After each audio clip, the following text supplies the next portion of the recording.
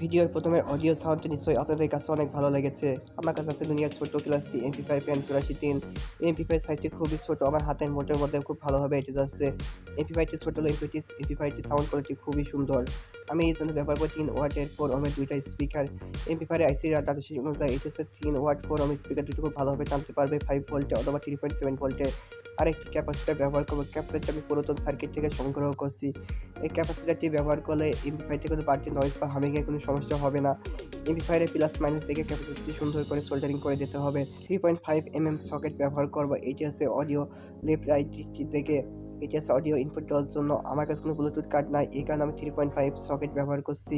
আমি বাজারে যেখানে টিভি ও হোম থিয়েটার বক্স সারা হয় সেখান থেকে আমি টুইটার বক্সের ক্যাবিনেট সংগ্রহ করছি। আপনারা চাইলে ওখান থেকে 2টা ক্যাবিনেট সংগ্রহ করতে পারেন। আমি এই ক্যাবিনেটের সাহায্যে 80 ডিজের স্পিকার বানাচ্ছি। আপনাদের কাছে ভিডিওটি যদি ভালো লাগে তো ভিডিওতে একটি লাইক আর চ্যানেলটি সাবস্ক্রাইব করে দিয়েন, যাতে আমার ভিডিও সবার আগে আপনাদের কাছে পৌঁছানোর জন্য। আমি ছোট ডিজে বক্সটি ব্যবহার করবো পাওয়ার ব্যাংক অথবা মোবাইল চার্জারের মাধ্যমে। এই কারণে আমি USB কেবল ব্যবহার করছি। আপনারা কেবল বানাতে পারেন। আপনার রিচার্জেবল না বানাতে পারলে আমাকে কমেন্ট করবেন, আমি ব্লুটুথ একটি রিচার্জেবল ডিজে বক্স বানিয়ে দেখাবো।